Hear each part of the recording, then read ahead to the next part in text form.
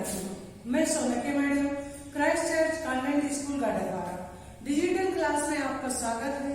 प्रिय विद्यार्थियों, मैं हिंदी टीचर कक्षा 7वीं विषय हिंदी पाठ 17 जीवन दीप। इस पाठ के मैं आपको प्रश्नों के उत्तर कराने जा रही हूँ। सबसे पहले अति लघुत्तरी, उसके बाद लघुत्तरी, फिर भाषा अनुशीलन कराऊंगी। इससे पहले मैंने आपको पाठ का सारांश समझा दिया है।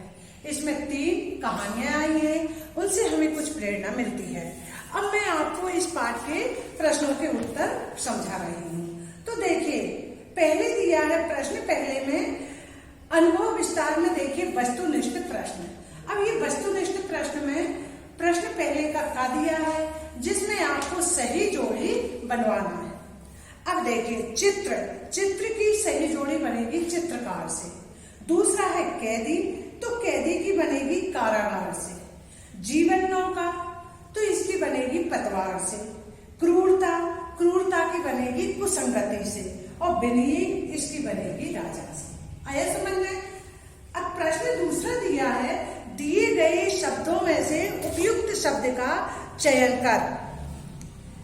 चित्र को देखकर कैदी फूट फूट कर रोने लगा, पहले में आएगा।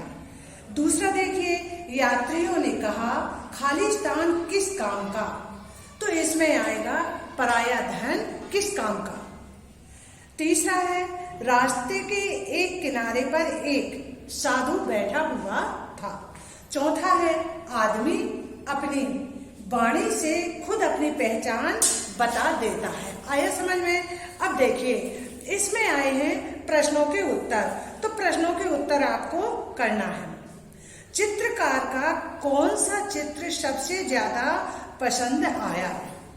चित्रकार का वह चित्र सबसे ज्यादा पसंद आया जिसमें चित्रकार ने ऐसे व्यक्ति का चित्र लिया था जिसका चेहरा भोला भाला था, जिसमें सरलता भरी हुई थी और जिसमें दीनता के भाव थे। यह चित्र सभी को पसंद आया।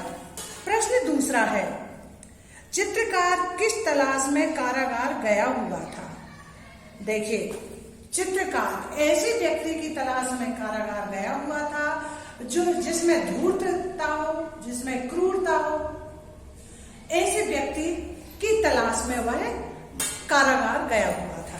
प्रश्न तीसरा देखिए, और जिसमें स्वार्थ लिप्सा हो, ऐसे व्यक्ति की तलाश में कारागार गया हुआ था। अब प्रश्न तीसरा देखिए, पहले यात्री ने अपने दोनों झोलों में क्या भरकर लाया था? पहला यात्री आगे के झोले में बुराई तथा पीछे के झोले में अपने कुटुंबियों और संबंधियों की अच्छाई भरकर लाया था। अब इसके बाद का प्रश्न देखिए, महाराज आपने इधर से किसी जानवर को भागने की आवाज सुनी है?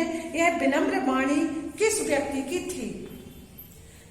तो देखिए, राजा ने साधु से कहा था, महाराज आपने यहाँ से किसी जानवर के भागने की आवाज सुनी है। ये विनम्र वाणी राजा की थी, क्योंकि जो जितने ऊंचे पद पर रहता है और जितना अच्छा व्यक्ति रहता है, उसकी वाणी भी विनम्रता से भरी हुई रहती है। अब देखिए, लघुत्तरी प्रश्न, चित्रकार किस प्रकार का चित्र बनाना चाहता था? तो पहले उसने किसके दीन भाव वाले का चित्र बनाया था। अब इसका किस प्रकार का चित्र बनाना चाहता था? चित्रकार ऐसे व्यक्ति का चित्र बनाना चाहता था जिसमें धूर्तता, क्रूरता और स्वार्थ और लिप्सा के भाव दिखाई दे रहे हो। ऐसे व्यक्ति का चित्र चित्रकार बनाना चाहता था। उसके बाद दूसरा प्रश्न है, अपना पहला चित्र देखकर कैदी क्यों रोने लगा?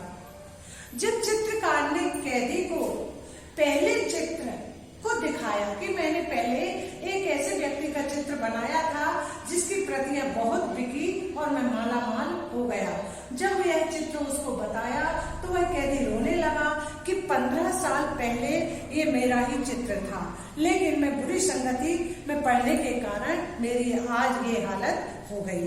अब आगे का प्रश्न देखिए, तीसरे यात्री के झोले में रखी सामग्री के बारे में क्या स्पष्टीकरण हुआ? तीसरे यात्री ने कहा कि पीछे वाले झोले में मैं दूसरों की बुराइयों को रखे हुए हूँ एवं पहले वाले झोले में मैं दूसरों की अच्छाइयों को रखे हुए हूँ, क्योंकि बुराइयों पर मेरी नजर नहीं पड़ती और पीछे के थैले में एक छेद भी है जिससे दूसरों की बुराइयां नीचे गिरती जाती हैं, लेकिन सामने के थैले में मैं दूसरों की अच्छाइयों को रखे हुए हूँ, उन पर मेरी नजर पड़ती है और मैं उनको देखकर आनंदित होता हूँ, उत्साहित होता हूँ। यह मेरे जीवन के लिए प्रेरणा है। इन अच्छाइयों को देख करके मैं इन अच्छाइयों के समान ही आगे बढ़ना चाहता हूँ। तो ये स्पष्टीकरण होता है कि हमें दूसरों की अच्छाइयों को देखना चाहिए, दूसरों की बुराइयों को नहीं, और उनसे हमें प्रेरणा मिलती है। जिस तरह कि चिड़िया के पंख चिड़िया को भारी नहीं होते, इसलिए दूसरों की अच्छाइयां हमको भार नहीं महसूस करना चाहिए, उनसे हमें आगे बढ़ने की प्रेरणा मिलती है। अब आगे देखिए, वाणी से आदमी की पहचान किस प्रकार होती है? पाठ के आधार पर इसका उत्तर दीजिए। एक साधु बैठा हुआ था, राजा शिकार खेलने गए थे, उनके साथ 4 व्यक्ति और थे। एक मंत्री था, एक हवलदार था और एक छोटा और एक सिपाही था। सिपाही सबसे छोटी पोस्ट पर था। उसने राजा से उसने साधु से उसी भाषा में बात किया, उसी वाणी में। अरे ओ साधु, क्या तुमने किसी जानवर के भागने की आवाज सुनी है? इसी तरह हवलदार उससे थोड़े बड़े पद पर था, उसने कहा,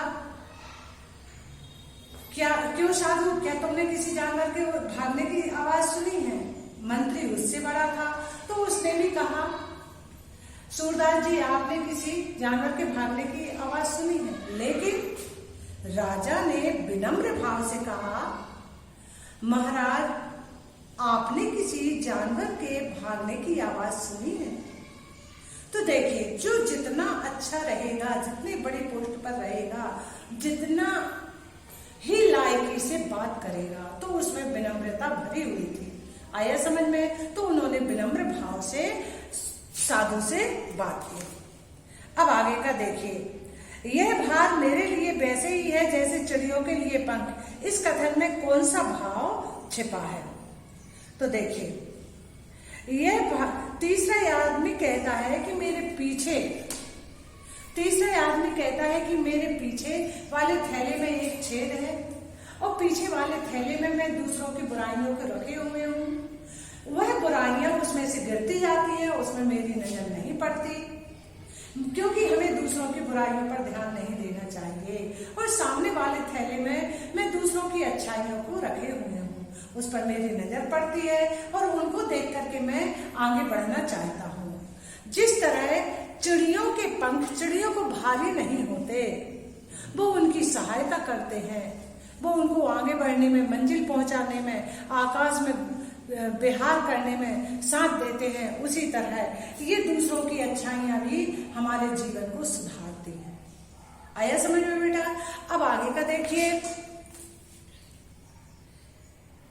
शुद्ध उच्चारण आप कर ही लेंगे, वर्तनी आप सुधार ही लेंगे। प्रतियां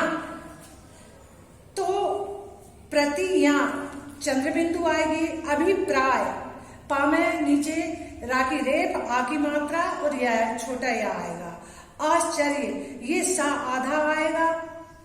कुसंगति ता में छोटी की मात्रा आएगी। कुटुंबियों बा में बड़ी की है तो छोटी की आएगी।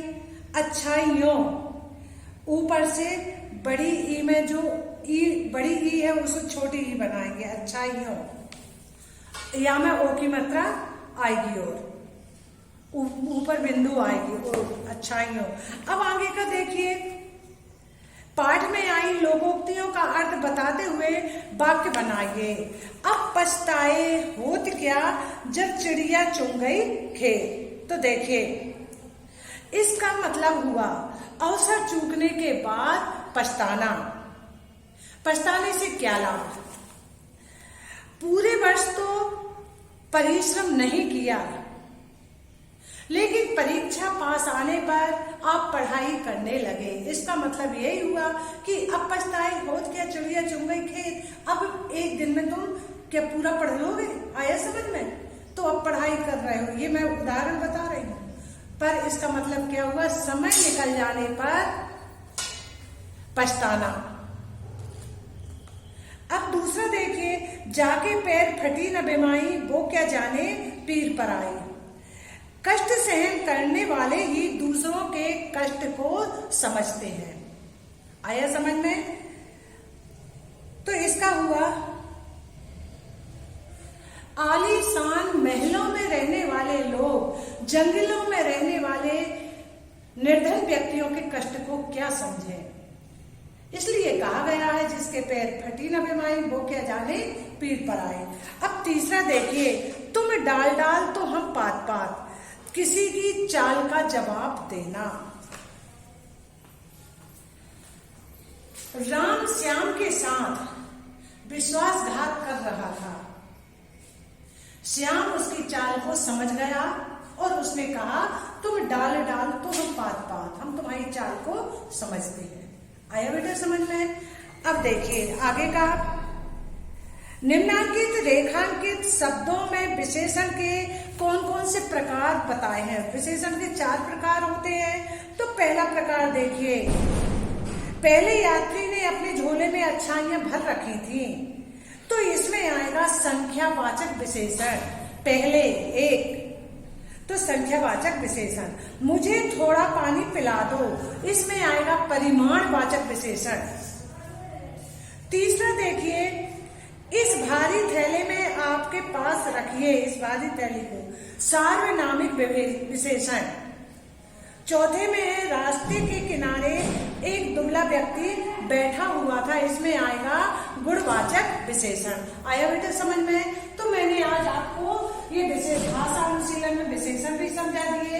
ये पाठ अपना पूरा हो गया है। धन्यवाद।